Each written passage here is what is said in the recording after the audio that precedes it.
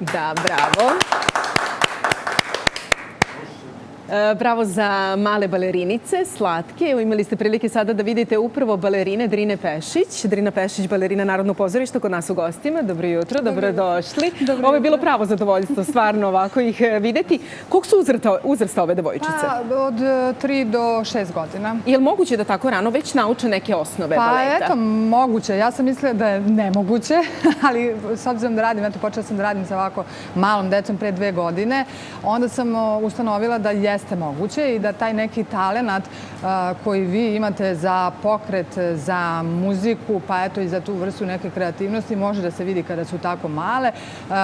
Ima još par devojčica koje baš imaju 3 godine, ovo su malo starije, one imaju od 4, 6, 7, neke od njih polaze ove godine u školu, a ove druge su predškolski uzrast i odlično zaista hvataju koreografiju i odlično igraju kad im ja recimo pustim, pošto imamo i to kad imamo časove, ja im pustim muziku da one prave neke koreografije, tako da ja sam vrlo zadovoljna i drago mi je što i dalje devojčice sanjaju da jednog dana postanu balerine. Da, ljubav prema baletu je ono što je neophodno svakako da bi se bavile baletom, ali nije samo to ono što je dobro. Dobar je i onaj zdravstveni aspekt, ako tako gledamo. Neko držanje koje one dobijaju, je li tako, baletom? Ja sam videla da one već imaju neko onako lepo držanje koje balerine prosto moraju da imaju da bi se bavile. Moraju, prosto to. A to je ono o čemu pričamo puno. To je neka vrsta, profesionalne deformacije, kako mi to kažemo. Mislim, jeste. Svakako je dobro zato što utiče se na, da tako kažem, razvoj mišića, odnosno na formiranje mišića. Pogotovo je dobro i za ta stopala ako su malo na unutra. Ja sam dosadna sa tim, ali stalno insistiram na tome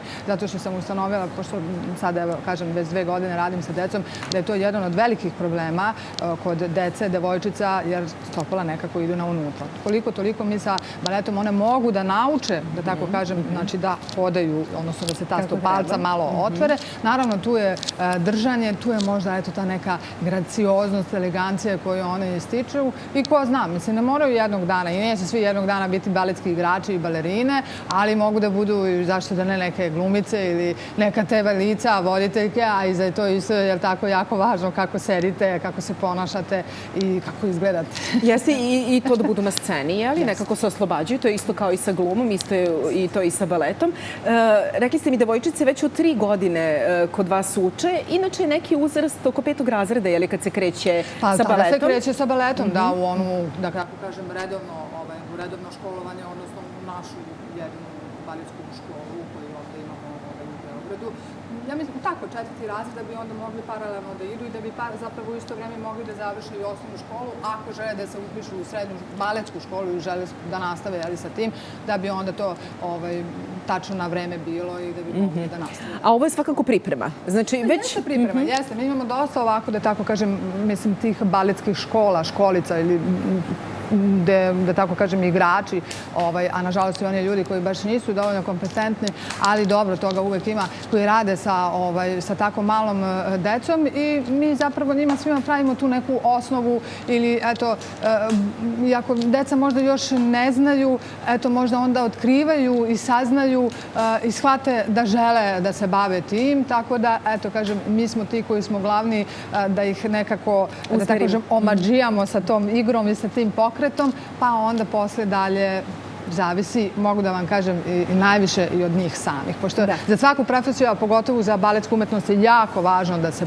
puno radi na sebi, ta, da tako kažem, jedna velika ambicioznost i neodustajanje i svakako uživanje i ta ljubav, što ste vi rekli, mislim, najvažnija, mislim, ne samo za baletsku umetnost, nego za svaku profesiju. Naravno, hvala puno na razgovoru. Bile su ovo balerinice Drine Pešić i Drina Pešić je bila balerina Narodnog pozorišta kod nas u gostima. Uživali smo u svakom slučaju. Sad u nastavku da vidimo, idemo do naše Milene Tomović, ako se ne varam. Beograd kroz vreme, ja se izvinjam, evo pogrešila sam, pogledajmo sad o čemu se radi.